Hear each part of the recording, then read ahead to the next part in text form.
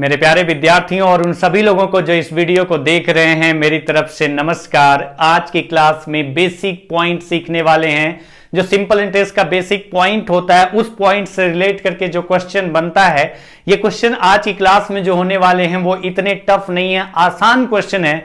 लेकिन वो पॉइंट क्या है जिसको अगर आप समझ गए तो ये सारे क्वेश्चन आज की क्लास में होने वाले जो हैं बहुत आसानी से हो जाएंगे। वो पॉइंट मैं पहले से ही आपको बताना चाहता हूं। कई बार ये डिस्कस हो चुका है, लेकिन अगर आज की क्लास में कुछ इस तरीके का यूज होगा जो कि पॉइंट आपका आवश्यक होगा इन सारे क्वेश्चंस का आंसर देने के लिए, एक बार मैं हिंट दे दूंगा तो आपका क्वेश्चन का आंसर तुरंत आ पाएगा। जैसे अगर मैं ये कहता हूं कि 5 ईयर में, अगर मैं ये कहता हूं कि 5 ईयर्स में अगर हमें सिंपल इंटरेस्ट मिलता है 4,000 रुपए, 4,000 रुपए इंटरेस्ट मिलता है, सिंपल इंटरेस्ट मिलता है, साधारण ब्याज मिलता है। मैंने कहा कि 5 वर्ष में कोई धन है, ब्याज की कोई दर है, मतलब कोई प्रिंसिपल अमाउंट है, उस प्रिंसिपल अमाउंट पर कुछ रेट फिक्स है, हमें नहीं पता। एक फिक्स प्रिंसिपल अमाउंट है, आपका प्रिंसिपल मूलधन तो फिक्स ही रहेगा, रेट बदलता रहता है। तो मैंने कहा कि कोई प्रिंसिपल अमाउंट है, उस प्रिंसिपल अमाउंट पर एक निश्चित साधारण ब्याज की दर से 5 वर्ष में अगर 4,000 रुपए मिलता है तो उसी प्रिंसिपल पर उसी दर से 3 वर्ष में कितना इंटरेस्ट मिलेगा। तो ये मैं कई बार पढ़ा चुका हूं पीछे की क्लास में कि आपका जब प्रिंसिपल वही है और टाइम वही है तो रेट के अकॉर्डिंग ही आपका डिसाइड होता है। तो वो पॉइंट तो आपका अलग था। अब ये पॉइंट ये है कि प्रिंसिपल वही है, रेट वही है और टाइम अलग है आपका, तो उसको देखना है। और ये पॉइंट मैं समझाया तो हूं, लेकिन किस तरीके से समझाया हूं, वहां पर आपने कैसे समझा है, तो आज की क्लास में क्योंकि इसी कंसेप्ट पर रिलेट करके क्वेश्चन सारे होने वाले हैं, तो इसको पहले मैं समझाना चाहता हूं कि 5 वर्ष में अगर 4,000 रुपए मिलता है, 5 ईयर में अगर हमें 4,000 सिंपल इंटरेस्ट मिलता है, तो हमारा जो बेसिक पॉइंट यहां पर इंपॉर्टेंट पॉइंट है जो कि आज की क्लास के लिए जरूरी है जानना, वो पॉइंट यह है कि सिंपल इंटरेस्ट, क्योंकि प्रिंसिपल फिक्स होता है, अगर रेट वही है, अगर प्रिंसिपल फिक्स होता है और रेट वही है, तो टाइम के अकॉर्डिंग अगर आप देखना चाहें कि इंटरेस्ट कितना मिलता है, तो एक बेसिक पॉइंट यह है कि सिंपल इंटरेस्ट, प्रिंसिपल वही है और रेट सेम है, प्रिंसिपल सेम है, रेट सेम है, तो जो आपका सिंपल इंटरेस्ट होता है हर एक वर्ष इक्वल मिलता है, क्योंकि रेट परसेंट पर एनम हर वर्ष जो आपका कैलकुलेट होता है, रेट हर वर्ष रेट कैलकुलेट होता है, बार बार प्रिंसिपल पर इंटरेस्ट नहीं लगता सिंपल इंटरेस्ट के केस में, जब तक कि कोई कंडीशन नहीं दी जाती है। तो यहां पर पॉइंट यह है कि अगर 5 वर्ष में 4,000 रुपए मिलता है, इसका मतलब अगर 5 वर्ष में 4,000 रुपए मिलता है तो एक वर्ष में कितना मिला होगा, तो आप कहेंगे कि 4,000 डिवाइडेड बाई 5, यानी कि एक वर्ष में कितना मिला होगा, तो 800 रुपए। मतलब यहां से समझ में ये पॉइंट आ गया हमें कि अगर एक वर्ष में 800 रुपए, 1 ईयर में 800 सिंपल इंटरेस्ट मिलता है, तो सेकेंड ईयर का जो एक वर्ष है, दूसरे वर्ष के दौरान भी 800 मिलेगा, थर्ड ईयर में भी कितना मिलेगा, 800, फोर्थ ईयर में भी कितना मिलेगा, 800, और फिफ्थ ईयर में भी कितना मिलेगा, 800। तो हर एक वर्ष बराबर मिलता है। तो 5 वर्ष में अगर 4,000 रुपए इंटरेस्ट मिला है, सिंपल इंटरेस्ट मिला है, साधारण ब्याज मिला है, इसका मतलब हर एक वर्ष कितना मिला होगा, 800 रुपए। तो 3 वर्ष में कितना इंटरेस्ट मिलेगा, तो 3 × 800 = 2400। ये पॉइंट मुझे समझाना था, वही पॉइंट आपका आज की क्लास में यूज होने वाला है, और वो आप समझेंगे। इसके अकॉर्डिंग जो फॉर्मूले बनेंगे, क्या फॉर्मूले बनते हैं, वो आप देख लेंगे तो आपको कोई दिक्कत नहीं होगी। आज की क्लास केवल एक तरीके का क्वेश्चन है, और एक तरीके का जो क्वेश्चन है, तो 5 क्वेश्चन करने वाले हैं और तुरंत आपका आंसर आना चाहिए। जैसे कि बोला गया, a sum of money triple itself in 12 years at simple interest, it will become 5 times of itself in. कोई धन साधारण ब्याज के किसी दर से 12 वर्षों में 3 गुना हो जाता है, तो वही धन कितने वर्षों में 5 गुना हो जाएगा, ये क्वेश्चन है। तो बहुत बेसिक पॉइंट जो अभी मैंने बताया उसी का यूज यहां पर कर रहा हूं। मैंने कहा कि कोई प्रिंसिपल अमाउंट था, मैंने कहा कि 1 था, 1 था, 100% मानने की जगह डबल ट्रिपल ऐसा कुछ दिया है, तो 1 2 3 मतलब 1 ले तो बड़ा आसानी से दिख जाएगा। 1 का 3 गुना ट्रिपल मतलब 3 हो जाएगा, 1 का 5 गुना मतलब 5 हो जाएगा, 5 × 5 हो जाएगा, तो आसान हो जाएगा। मैंने कहा कि अगर आपका जो प्रिंसिपल था 1 था तो वो कितना हो गया 5 ट्रिपल हो गया। ट्रिपल मतलब कितना हो गया 3 हो गया। अगर 1 रहा होगा तो 3 हो जाएगा। 100% रहा होगा तो 300% हो जाएगा। पॉइंट समझने की जरूरत यह है कि 1 रहा होगा तो 3 हो जाएगा, अगर 100% रहा होगा तो 300% हो जाएगा। तो जो बेहतर लगे वो आप उस तरीके से सोच सकते हैं। फिलहाल मैं 1 से स्टार्ट करता हूं कि अगर प्रिंसिपल 1 रहा होगा तो ट्रिपल हो गया मतलब 3 हो गया, और ट्रिपल हो गया 3 हो गया। इसका मतलब आपने यहां पर इंटरेस्ट कितना प्राप्त किया दी गई कंडीशन के अकॉर्डिंग, तो हम कहेंगे कि 1 से 3 हो गया। अगर 1 रुपए प्रिंसिपल था तो 3 रुपए हो गया टोटल, यानी 3 रुपए अगर हो गया तो इस 3 रुपए में एक प्रिंसिपल भी है तो वो हटा दिया, तो 2 जो आपका आएगा वो क्या है, तो आप कहेंगे कि 2 जो आपका आ रहा है वो इंटरेस्ट है, ब्याज है। और वो कितने वर्ष में ब्याज 2 मिला है, तो 12 वर्ष में। तो आपको पता है कि प्रिंसिपल तो फिक्स है आपका, तो जो भी बढ़ेगा वो आपका इंटरेस्ट की वजह से बढ़ेगा। तो 1 से 3 होने का मतलब कितना बढ़ा है 2, यानी 2 आपको इंटरेस्ट मिला है। कितने वर्षों में, 12 वर्षों में। अगर 2 12 वर्षों में मिला है तो आपसे बोला गया कि 5 गुना, तब उसी कंडीशन के अकॉर्डिंग 5 गुना कितने समय में हो जाएगा, तो 5 गुना होने का मतलब कि 1 रहा होगा, अगर 1 रहा होगा तो वो 5 होना चाहिए, 1 रहा होगा तो 5 होना चाहिए। केस आपका यह ध्यान रखना है कि दोनों केस में प्रिंसिपल सेम है, अलग अलग नहीं है। दोनों केस में अगर आप देखो तो प्रिंसिपल सेम मैंने रखा है। 1 से 3 हुआ है, अगर 1 से 5 होना है तो पॉइंट यहां पर ये ध्यान देने वाला है, जरूरत पड़ेगी आगे जाके कुछ ऐसे क्वेश्चन में फ्रैक्शन वाला कराऊंगा कि प्रिंसिपल सेम होना चाहिए। तो अगर 1 था तो 3 हुआ 12 वर्षों में, तो 1 से 5 होना है, तो मैंने वहां पर 1 ही लिखा है कि 1 से 5 होना है। तो बताइए यहां इंटरेस्ट कितना मिलेगा, तो आप कहेंगे कि इंटरेस्ट मिलेगा 1 से 5 हुआ मतलब कितना बढ़ा 4, वो 4 इंटरेस्ट है। और ये कितने वर्षों में पूछा गया है, 4 यूनिट जो इंटरेस्ट मिला वो कितने वर्षों में मिला है। तो आप यहां से देखेंगे कि 2 यूनिट मिलता है 12 वर्ष में, 2 यूनिट मिलता है 12 वर्ष में, तो 1 यूनिट कितने वर्ष में मिलेगा, तो आप कहेंगे कि 2 से डिवाइड किया 6 वर्ष में। और 1 यूनिट कितने में मिलेगा, तो आप कहेंगे कि 6 वर्ष में मिलेगा। तो 4 यूनिट कितने वर्ष में मिलेगा, तो आप कहेंगे कि 4 × 6 = 24 ईयर्स। 24 साल में 4 यूनिट मिलेगा, मतलब 5 गुना हो जाएगा वो मूलधन जो भी होगा उसका 5 गुना हो जाएगा ब्याज सहित। तो ये पॉइंट आपको समझ में आया होगा। और इससे एक मतलब अगर इस रेशियो का देखें तो इस रेशियो के अकॉर्डिंग ही आपका एक फॉर्मूला बनता है। तो जो आपने यहां किया है 2 से डिवाइड किया 12 को, जो आया उसको 4 से मल्टीप्लाई किया। आपने 12 जो टाइम दिया था उसे 2 से डिवाइड किया, फिर किससे मल्टीप्लाई किया, जो आया 6 उसको 4 से मल्टीप्लाई किया। तो इसका एक फॉर्मूला बन जाता है, लिखने का बोला जाता है इस तरीके से। जो मैंने बताया उसको फॉर्मूले के तौर पे ऐसे लिखते हैं, वो लिखा जाता है n1 - 1 अपान t1 = n2 - 1 अपान T2। और ये फार्मूला जो आपका रिजल्ट निकल के आया है, जो मैंने फार्मूला ये लिखा है, कुछ स्पेशल नहीं है। इस 1 मानने के अकॉर्डिंग ही आप देखेंगे तो आपका आया है। जैसे अगर आप देखें कैसे आया है, तो आप यहां देखो, क्योंकि ये डबल ट्रिपल इंटीजर में दिख रहा है तो कोई दिक्कत है ही नहीं।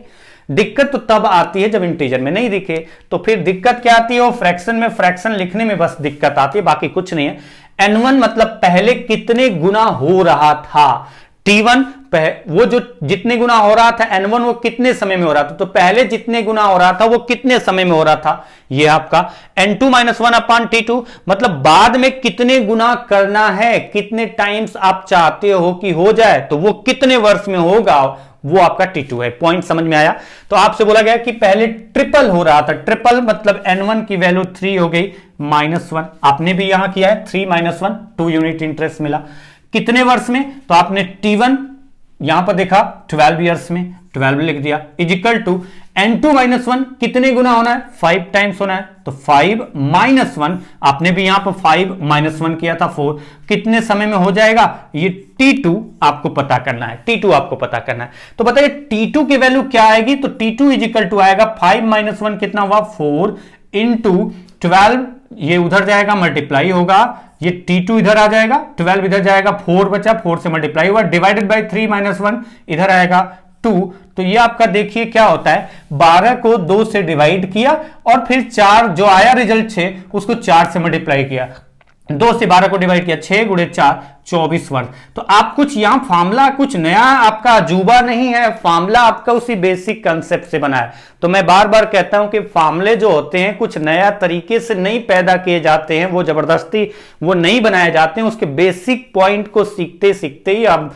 एक फॉर्मूला डेवलप कर लेते हैं। और ये जो भी फॉर्मूले बने हैं मैथमेटिकल टर्म्स में उसका बेसिक पॉइंट रहा है तभी ये बने हैं। तो जहां पर आवश्यकता होती है वहां पर हम क्या करते हैं कि बेसिक के अकॉर्डिंग करते हैं। अगर हम यहां सिंपल इंटरेस्ट की बात करें तो बेसिक के अकॉर्डिंग ही करते हैं, बहुत सारी जगह हम प्रूव करने नहीं जाते कि फॉर्मूला कैसे बना है। तो चलिए आते हैं जरूरत के अकॉर्डिंग। मैं यही कहूंगा कि हमेशा फॉर्मूला का यूज करना है, मैं ये भी नहीं कहूंगा कि हमेशा आपको बिना फॉर्मूले के ही चलना है, लेकिन जानना जरूरी है दोनों पार्ट। और हम लोग जो करेंगे क्वेश्चन जो आपके एग्जाम में आते हैं उसमें फॉर्मूले की ज्यादा जरूरत नहीं पड़ती है, इस तरीके से सोचे तो ठीक है। अगले क्वेश्चन पे चलते हैं। अगला क्वेश्चन आप समझेंगे, ये फॉर्मूले के अकॉर्डिंग बता दिया। अब आपका क्वेश्चन नंबर 43 आज की क्लास का सेकेंड क्वेश्चन है a sum of money becomes triple in 8 years, in how many years it will become 8 times at the same rate of simple interest। अब आप देखिए यहां पर क्वेश्चन कुछ उसी तरीके का, अलग तो है नहीं, तो फिर से वही करते हैं हम। बोला गया कि कोई मनी जो होती है वो ट्रिपल हो जाती है कितने वर्षों में, 8 वर्षों में। कोई मनी 3 गुना हो जाती है 8 वर्षों में, साधारण ब्याज की दर से 3 गुना हो जाती है 8 वर्षों में, तो कितने समय में 8 गुना हो जाएगी। तो हमने कहा कि 3 गुना होती है, 3 गुना मतलब 1 रहा होगा तो 3 हो गया होगा कितने वर्षों में, 8 वर्षों में। तो यहां पता चला कि इंटरेस्ट कितना मिला, 2, कितने वर्ष में, 8 वर्ष में। 8 ईयर्स में 2 यूनिट इंटरेस्ट मिला अगर प्रिंसिपल 1 मानते हैं तो। फिर बोला गया कितने समय में 8 गुना हो जाएगी। अब कितने समय में 8 गुना हो जाएगी मतलब अगर 1 है तो कितना होना है, 1 से 8 होना है। कितने समय में, तो आपको पहले देखना पड़ेगा कि 1 से 8 हुआ है तो कितना इंटरेस्ट मिला है। तो आप कहेंगे कि 7 यूनिट इंटरेस्ट मिला है, और ये 7 यूनिट कितने वर्ष में मिला है, यही तो आपको क्वेश्चन है। 8 गुना का मतलब है 7 यूनिट इंटरेस्ट मिलेगा अगर प्रिंसिपल को 1 मानते। तो ये 1 बराबर होना चाहिए दोनों केस में, कि 1 से 3 हुआ तो आपका 8 वर्ष लगा, तो 1 से 8 होना है तो कितना लगेगा। तो प्रिंसिपल सेम होना चाहिए, पॉइंट ध्यान रखना, क्योंकि प्रिंसिपल वही है तो प्रिंसिपल अलग नहीं होना चाहिए, सेम प्रिंसिपल के बारे में बात की गई है। तो आप कहेंगे कि 7 यूनिट चाहिए, 2 यूनिट 8 वर्ष में मिलता है तो 1 यूनिट कितने में मिलेगा, तो 4 वर्ष में। और अगर 1 यूनिट 4 वर्ष में मिलेगा तो हमें इंटरेस्ट चाहिए 7 यूनिट, तो 7 यूनिट को अगर देखें तो कितने वर्ष में मिलेगा, तो 7 × 4 = 28 ईयर्स, 28 वर्ष में आपका वो 8 गुना हो जाएगा मनी, जो मनी साधारण ब्याज की दर से 3 गुना हो जाता है 8 वर्षों में। अच्छा, फॉर्मूले के अकॉर्डिंग अगर आप देखें तो फॉर्मूले के अकॉर्डिंग कहेंगे कि पहले ट्रिपल हुआ था 3 - 1, कितने वर्षों में, 8 वर्षों में। अब होना कितना, 8 टाइम्स, मतलब 8 - 1 कितने वर्षों में, T2 वर्ष। T2 = आप देखें 8 × 7 डिवाइडेड बाई 3 - 1 2 यानी 28 ईयर्स। तो आएगा वही आंसर। अगर आप यहां दिखते हैं डायरेक्टली करना चाहें तो कर सकते हैं। कुछ लोगों का तो ये भी नहीं करते हैं, ये भी नहीं करते हैं, वो डायरेक्टली यही करते हैं। 1 से 3 हुआ मतलब 2 मिला 8 वर्ष में, तो 1 मिलेगा 4 वर्ष में। 1 मिलेगा 4 वर्ष में, 8 गुना होने का मतलब है कि आपका 1 हटा दो, 7 चाहिए। अगर 1 मिलता है 4 वर्ष में तो 7 कितने में मिलेगा, 7 × 4 = 28। वो डायरेक्टली इस तरीके से करते हैं। तो चलिए आगे बढ़ते हैं। जिनका चीजें क्या बोले, जिनका कंसेप्ट क्लियर हो जाएगा उनको दिक्कत नहीं रहती, वो डायरेक्टली सोचते हैं। क्वेश्चन नेक्स्ट है, question number 44। A sum of money invested at simple interest becomes 5 times of itself in 12 years. How many times will it become in 30 years? अब की बार थोड़ा सा चेंज है क्वेश्चन। ये बोला जा रहा है कि कोई धन साधारण ब्याज की किसी दर से 12 वर्षों में 5 गुना हो जाता है, तो वही धन कितना गुना हो जाएगा 30 वर्षों में। पॉइंट ये आपका है। मनी ट्रिपल हुई, मनी ट्रिपल नहीं हुई है, कितना हुई है, सिंपल बिकम्स 5 टाइम्स, 1 से 5 हो गई। अच्छा, एक आपका प्रिंसिपल था, 5 यूनिट हो गया, इंटरेस्ट सहित अमाउंट हो गया वो 5 यूनिट। तो आप कहेंगे कि इंटरेस्ट कितना मिला, तो 5 हो गया, एक प्रिंसिपल उसमें से था, तो आप कहेंगे कि 4 यूनिट आपका इंटरेस्ट मिला कितने वर्ष में, तो आप कहेंगे यहां पर 12 वर्ष में।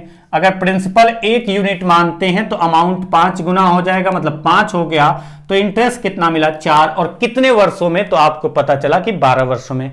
अब बोला गया कि बताइए कितने गुना हो जाएगी कितने वर्ष में, 30 वर्ष में। प्रिंसिपल वही है और कितने गुना हो जाएगी ये आपको पूछ लिया गया है।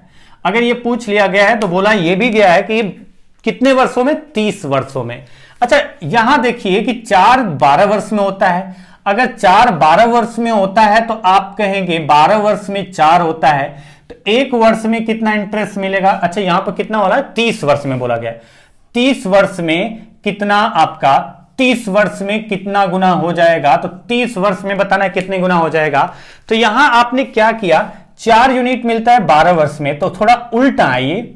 अगर 12 वर्ष में 4 यूनिट मिलता है तो 6 वर्ष में कितना मिलेगा, तो हम कहेंगे कि अगर 12 वर्ष में 4 यूनिट मिलता है तो इसके आधे टाइम में आधा इंटरेस्ट मिलेगा, क्योंकि आपका प्रिंसिपल सेम होता है, रेट सेम होता है। टाइम आधा करेंगे तो इंटरेस्ट आधा, टाइम डबल करेंगे तो इंटरेस्ट डबल होगा।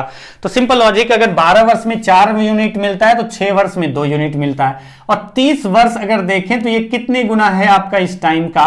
अगर आप यूनिटरी मेथड पे जाएं तो 1 वर्ष में कितना यूनिट मिलेगा, फिर 30 वर्ष में कितना मिलेगा वो निकल जाएगा। 6 का 5 गुना 30, तो 2 का 5 गुना 10। 10 इंटरेस्ट मिला, मतलब 1 पर 10 इंटरेस्ट मिला, तो प्रिंसिपल कितना हो, मतलब अमाउंट कितना हो जाएगा, 11। यानी कितना हो जाएगा, तो आप कहेंगे कि 11 टाइम्स हो जाएगा, 11 गुना हो जाएगा। 11 गुना हो जाएगा कितने वर्षों में, 30 वर्षों में। 30 वर्षों में वही धन उसी दर से 11 गुना हो जाएगा। अच्छा अगर हम इस क्वेश्चन को देखें, समझें, अगर हमें समझ में आ गया, थोड़ा सा अगर दिक्कत होगी, अगर आपको हो रही है, तो आप कहेंगे कि 12 वर्ष में जो इंटरेस्ट मिलता है 4 मिलता है, तो 1 वर्ष में कितना मिलेगा, तो आप कहेंगे 4/12 मतलब 1/3 1/3 यूनिट मिलेगा। तो 30 वर्षों में कितना इंटरेस्ट मिला होगा, तो 30 वर्षों में मिला होगा 1/3 into 30 is equal to 10 unit मिला होगा। आएगा तो वही, वो अलग तो आएगा नहीं। तो ये सिंपल तरीका, सीधा सीधा आंसर निकालो। अच्छा अगर मैं यहां रखूं तो पहले कितना गुना हो रहा था, 5 टाइम्स, तो 5 - 1 कितने वर्षों में, तो आपको बताया गया 12 वर्षों में। अब कितना होना है, तो how many times will it become in 30 years, तो हमने कहा कि नहीं पता, तो हमने कहा कि n2 - 1 अपान कितने वर्षों में, 30 वर्षों में। अब अगर यहां से देखें, समझें और आप अगर समझते हैं ठीक से, तुरंत आंसर आएगा। 6 से अगर डिवाइड करना चाहें तो हो सकता है, चलो n2 - 1 is equal to 30 into 5 - 1 4 multiply होगा, इधर आएगा तो मल्टीप्लाई होगा, 30 गुणे 4 30 इंटू 4 और डिवाइडेड बाई 12, तो 2 से 2 टाइम, 2 से 6 टाइम, 6 से 5, मतलब ये हो गया कितना, 10। n2 - 1 is equal to 10 10, n2 बराबर कितना हो जाएगा, तो 1 आपका ऐड होगा 11। तो ये डायरेक्टली आ गया कि n2 टाइम्स हो जाएगा। कितने टाइम्स हो जाएगा, n2 टाइम्स बाद में हो रहा था, 30 वर्षों में कितने टाइम्स हो रहा था, 11 टाइम्स। तो ये भी तरीका है आपका आंसर निकालने का, जो बेहतर लगे वो अप्लाई करो। तो हमें कहना है कि मतलब यह है कि ये जरूरी नहीं कि पूरा किया जाए, जो सीखा है बचपन से एकदम डिटेल से एक स्टेप बाय स्टेप करें, जहां तक दिमाग चलता है। अगर आपका दिमाग चलता है ये इसका कितने गुना है, 2.5 गुना, अगर ये इसका 2.5 गुना, टाइम 2.5 गुना है, तो ये इंटरेस्ट भी 2.5 गुना मिलेगा, तो सीधा 10 आ जाएगा। तो ये भी आपका है कि कितना आपका दिमाग चलता है, और दिमाग कैसे चलेगा, प्रैक्टिस करते रहिए। आपका दिमाग आप जितना सोचते हैं उससे भी ज्यादा चलता है, लेकिन उसके लिए प्रैक्टिस तो करना पड़ेगा। नेक्स्ट क्वेश्चन पे चलते हैं। क्वेश्चन नेक्स्ट आपका है कुछ ऐसे, क्वेश्चन नंबर 45। क्वेश्चन नंबर 45 है, if a sum of money at simple interest becomes 25/16 times in 54 years, then it will become 17/12 times in 17/12 times in. Question ये है कि कोई धन साधारण ब्याज की किसी दर से 54 वर्षों में 25/16 गुना हो जाता है, तो वही धन उसी दर से कितने वर्षों में 17/12 गुना हो जाएगा, 17/12 गुना हो जाएगा। अच्छा अगर यहां पर देखा जाए 17/12 गुना होने की बात की गई है, पहले 25/16 हो रहा, तो पॉइंट आपको समझना है कि 25/16 हो गया, 25/16 हो गया, इसका मतलब प्रिंसिपल 25 था, इधर लिख देता हूं। 25/16 होने का मतलब यह है कि प्रिंसिपल अगर प्रिंसिपल कितना रहा होगा, 16, प्रिंसिपल अमाउंट 25/16 होने का मतलब किसका, 25/16 होने का मतलब है यहां पर दिया गया तो प्रिंसिपल का, यानी प्रिंसिपल अमाउंट, मूलधन अगर आपका 16 रहा होगा तो हो कितना गया, 25, मतलब अमाउंट हो गया कितना, 25। ये कितने वर्षों में वो बताया गया है। तो हम कहेंगे कि अगर प्रिंसिपल अमाउंट जो रहा होगा, अगर वो मैं लेता हूं कि वो 16 रहा होगा प्रिंसिपल अमाउंट, तो वो हो कितना गया, अगर 16 रहा होगा तो वो हो गया कितना, 25 हो गया, 25 यूनिट हो गया। 16 से 25 हो गया, कितने वर्षों में वो दिया गया है। ठीक है, रहने देते हैं, आवश्यकता पड़ेगी, जरूरत पड़ेगी, हम करेंगे। यहां पर 25, 16 से 25 हो गया। अब यहां पर तो आपने 1 नहीं माना, और यहां पर अगर 1 नहीं मानते हैं फ्रैक्शन से बचने के लिए, अगर फ्रैक्शन से बचने के लिए अगर 1 नहीं मानते तो थोड़ा सा तो आपको कुछ मेहनत करनी पड़ेगी कि प्रिंसिपल दोनों केस में क्या होना चाहिए, सेम होना चाहिए, क्योंकि वही धन के बारे में बात किया गया, अलग से कोई प्रिंसिपल अमाउंट नहीं लिया गया। फिर बोला गया कि 25/16 गुना हो जाता है 54 वर्ष में, जबकि 17/12 गुना हो जाता है 17/12 टाइम्स हो जाता है कितने वर्षों में, ये क्वेश्चन है। अच्छा, अगर वही धन 17/12 टाइम्स हो जाता है, बोला गया है 17/12 टाइम्स होने का मतलब कि अब अगर प्रिंसिपल को मानते हैं दूसरी कंडीशन के अकॉर्डिंग, ये फर्स्ट कंडीशन थी, ये सेकंड कंडीशन है कि 17/12 गुना होने का मतलब प्रिंसिपल अगर रहा होगा 12, तो अमाउंट मतलब मूलधन अगर 12 रहा होगा तो मिश्रधन हो जाएगा 17, यानी प्रिंसिपल अमाउंट 12 रहा होगा, प्रिंसिपल अमाउंट 12 रहा होगा तो कितना हो जाएगा 17। कितने टाइम में ये पूछा गया है, 12 से 17 हो जाना चाहिए। अगर इस रेशियो में बढ़ के हो चुका है अमाउंट तो कितने वर्षों में हुआ है। अब अगर देखें तो प्रिंसिपल तो दोनों केस में सेम होना चाहिए, क्योंकि बात की गई थी कि पहले जो धन हो रहा था 25/16 गुना, वही धन अब भी हो रहा है, तो दोनों केस में तो प्रिंसिपल सेम होना चाहिए। तो प्रिंसिपल सेम यहां पर है क्या इस रेशियो के अकॉर्डिंग, तो आप कहेंगे नहीं है, और अगर इसके अकॉर्डिंग नहीं है तो हम यहां पर कैलकुलेट करेंगे। देखिए और भी तरीके हैं, अगर मैं इसको फ्रैक्शन के अकॉर्डिंग भी लिखना चाहूं 1 के अकॉर्डिंग तो हो जाएगा, बस फ्रैक्शन से बचने के लिए मैंने ऐसा लिखा है। इसका मतलब यह है कि अगर हम यहां देखें कि इतना टाइम निकालना है, तो अगर इसको बराबर कर रहे हैं, क्योंकि हमें पता है कि प्रिंसिपल बराबर होना चाहिए, तो जो रेशियो आपका 16 और 12 में है, देखें तो रेशियो 4 और 3 का, उसका उल्टा मल्टीप्लाई करते हैं हम लोग हमेशा, 3 और इधर 4। लेकिन अगर इससे यह हुआ तो अगर इसको मल्टीप्लाई किया 3 से तो इसको भी 3 से मल्टीप्लाई करेंगे, क्योंकि ये दोनों एक दूसरे से रिलेटेड है, रेशियो है, और ये रेशियो रिलेटेड है, तो अगर इसको 4 से मल्टीप्लाई करें तो इसको भी 4 से मल्टीप्लाई करेंगे। देखिए बहुत बेसिक पॉइंट है, ये तरीका इसलिए बता रहा हूं क्योंकि अगर जब प्रॉफिट लॉस पढ़ने जाएंगे हम लोग तो वहां पर यूज होगा। यानी कि अब यहां से आ गया कि प्रिंसिपल कितना था 48, हो कितना गया 75, यहां कितना हो गया 78।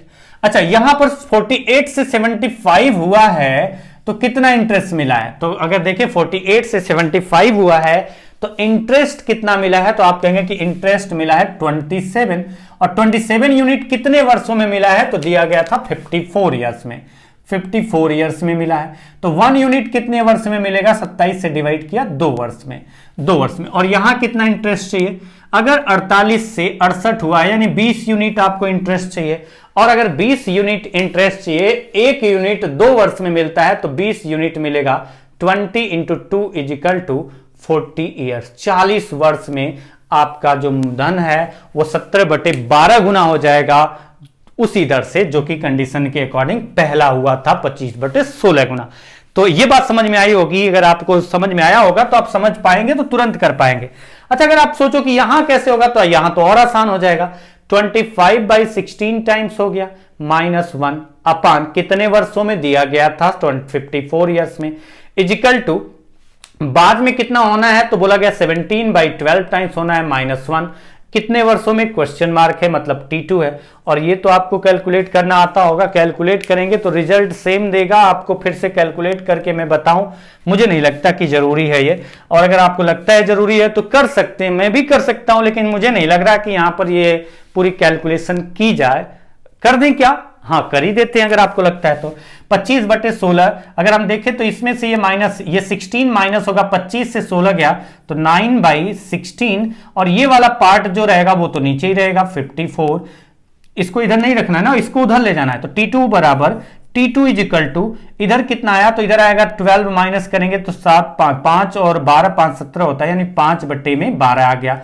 कैलकुलेट करिए, 5/12 5/12 इंटू 54 इंटू 54 हो गया, और ये वाला पार्ट डिवाइड करेगा जाकर के उधर, जब डिवाइड करेगा, जब फ्रैक्शन के लिए न्नीचे जाएगा तो ये उल्टा हो जाएगा, अगर इसके नीचे जाएगा तो ये उल्टा हो जाएगा, ये पॉइंट ध्यान रखना है, मतलब आपका इनवर्स हो जाएगा, 1 समथिंग बनेगा। तो न्यूमरेटर डिनोमिनेटर और डिनोमिनेटर न्यूमरेटर करके मल्टीप्लाई करते हैं, तो ये कितना आएगा, तो आप कहेंगे कि ये जो वैल्यू आ रही है वो आ रही है कितना 9/16, और 9/16 आ रही है तो हम उल्टा लिखेंगे 16/9। तो अब अगर इसको कैलकुलेट करें तो 9 से कितनी बार 6 टाइम, ये देखें तो 4 से 3 बार और 4 से, या डायरेक्टली कर लेते हैं 6 से 2 बार और 2 से कितनी बार, 8 बार। कैलकुलेशन गलत है क्या यहां पर, नहीं, देखते हैं 5 और 8 का मल्टीप्लाई किया, कितना आया, 40 वर्ष। ये आपका आंसर हो गया। अब ऐसा नहीं है कि आपका आंसर नहीं आएगा, लेकिन फ्रैक्शन को देख करके थोड़ा सा डर सा लगता है, इसलिए हम फ्रैक्शन की जगह ये करते हैं। और अगर ये देखें तो ये 1 के अकॉर्डिंग ही बना है। अगर आप 1 के अकॉर्डिंग करना चाहें तो एक बार अपनी तरफ से कर लेना। अगर आंसर नहीं आता तो कमेंट बॉक्स में कमेंट कर लेना, तो मैं उसको फिर से बता दूंगा लास्ट में इस चैप्टर के। नेक्स्ट क्वेश्चन पे चलते हैं और आज की क्लास का ये लास्ट क्वेश्चन क्या है, तो क्वेश्चन है if a sum of money at simple interest becomes 11/8 times in 7.5 years, then it will become 19/12 times in। अच्छा, ये क्वेश्चन ये कह रहा है, क्वेश्चन में ये बोला गया है कि कोई धन साधारण ब्याज की किसी दर से 7.5 वर्ष में, 7.5 मतलब 7 वर्ष 6 महीने, 7.5 वर्ष में 11/8 गुना हो जाता है, तो वही धन उसी दर से कितने वर्षों में 19/12 गुना हो जाएगा।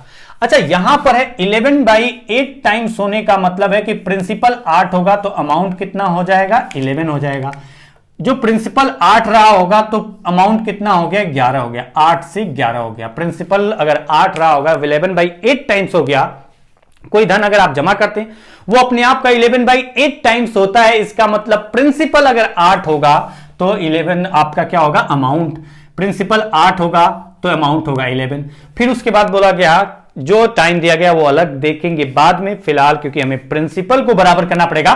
बोला गया है कि 19/12 गुना कितने समय में हो जाएगा। अच्छा, 19/12 19/12 टाइम्स होने का मतलब है कि प्रिंसिपल अगर हम P मानते हैं, मूलधन अगर 12 मानते हैं तो अमाउंट हो जाएगा कितना, ये पहली कंडीशन। ये दूसरी कंडीशन कितना हो जाएगा, 19। यानी हमारा जो प्रिंसिपल अगर 12 रहा होगा तो ये कितना हो जाएगा, 19 हो जाएगा। कितने वर्षों में ये पूछा गया है, तो हमने कहा कि यहां पर प्रिंसिपल तो बराबर होना चाहिए, प्रिंसिपल बराबर होना चाहिए। तो जो आपका प्रिंसिपल बराबर करना है तो जो रेशियो है यहां पर दिख रहा है उसका उल्टा मल्टीप्लाई कर दो। दोनों केस में प्रिंसिपल सेम होना चाहिए। मल्टीप्लाई किससे करेंगे तो आप यहां पर देख पाएंगे कि 8 और 12 में रेशियो 2 और 3 का है, तो मल्टीप्लाई करेंगे कितना, 2 3 का, उल्टा इसका। तो इसको 3 से मल्टीप्लाई तो ये भी 3 से मल्टीप्लाई, ये 2 से मल्टीप्लाई तो ये भी 2 से मल्टीप्लाई, क्योंकि ये रेशियो आपस में चेंज नहीं होना चाहिए। तो रेशियो के किसी एक टर्म्स में अगर किसी संख्या से मल्टीप्लाई करते हैं, रेशियो चेंज ना हो, इसलिए सारे टर्म्स को, रेशियो के सारे टर्म्स को उसी संख्या से मल्टीप्लाई करते हैं। इनका आपस में रिलेशन है, इसका आपस में रिलेशन है, तो इसको 3 गुना तो इसको 3 गुना, इसको डबल तो इसको भी डबल करना पड़ेगा। ऊपर वाला नीचे वाले में बस ये कंडीशन थी कि ये बराबर है तो इसको बराबर कर लिया। अब ये चारों जो रेशियो के टर्म्स हैं ये एक दूसरे से रिलेट हो चुके हैं, फिक्स है कि अगर ये 24 होगा, अगर ये 24 होगा, देखिए यहां दोनों जगह, तो ये 33 होगा और ये 38 होगा, ये 38 होगा और ये 33 होगा। तो अब देखिए कि पहले केस में कितना इंटरेस्ट मिला, 24 से 33 हुआ, मतलब कितना इंटरेस्ट मिला है, तो आप कहेंगे कि 9 यूनिट। और कितने वर्ष में मिला था, तो 7.5 ईयर्स, जो कि क्वेश्चन में इंफॉर्मेशन दी गई उसके अकॉर्डिंग 9 यूनिट मिलता है 7.5 ईयर्स में। और आपको यहां इंटरेस्ट कितना चाहिए, तो यहां इंटरेस्ट चाहिए 24 से 38 हुआ है, 34 मतलब 14 यूनिट चाहिए कितने वर्ष में। तो आप देखेंगे 9 यूनिट 7.5 ईयर्स में मिल रहा है इंटरेस्ट। अगर 9 यूनिट मिल रहा है 7.5 ईयर्स में इंटरेस्ट, तो 1 यूनिट कितने समय में मिलेगा, तो आप कहेंगे कि 7.5 डिवाइडेड बाई 9 ईयर्स। और हमें कितना यूनिट प्रिंसिपल, हमें कितना यूनिट इंटरेस्ट चाहिए जिससे आपका ये हो जाता 19/12 इस कंडीशन के अकॉर्डिंग, 14 यूनिट चाहिए। 14 यूनिट, 1 यूनिट के लिए इतना टाइम लगता है, तो 14 यूनिट के लिए कितना लगेगा, 14 इंटू 7.5/9। दैट मीन्स अगर देखें तो 105/9 और डिवाइड करें अगर इसको तो 9 1 जा 9, अगर देखें तो 9 1 जा 9, 9 1 जा 9, बचा कितना 6 डिवाइडेड बाई 9, 6/9। तो देखिए 11 ईयर्स और 6/9 इंटू 12, 6/9 बचा तो उसको 12 से मल्टीप्लाई किया, मंथ में कन्वर्ट किया, और जैसे ही मंथ में कन्वर्ट किया तो 3 से 2, 3 से 3 और 3 से 4, यानी कितने मंथ्स आ गया, तो आप कहेंगे कि 11 ईयर्स 11 वर्ष 8 महीने में, 11 वर्ष 8 महीने में उसी दर से वो ही प्रिंसिपल अमाउंट अपने का 19/12 गुना हो जाएगा। उम्मीद है जो मैंने आज की क्लास में बताया है आपको समझ में आया होगा, और समझ में आया होगा तो लगे रहिए, आप पढ़ाई करते रहिए, पूरी लगन के साथ लगे रहिए, मेरे साथ जुड़े रहिए और लोगों को जोड़ते रहिए। मिलते हैं अगली क्लास में, तब तक के लिए नमस्कार।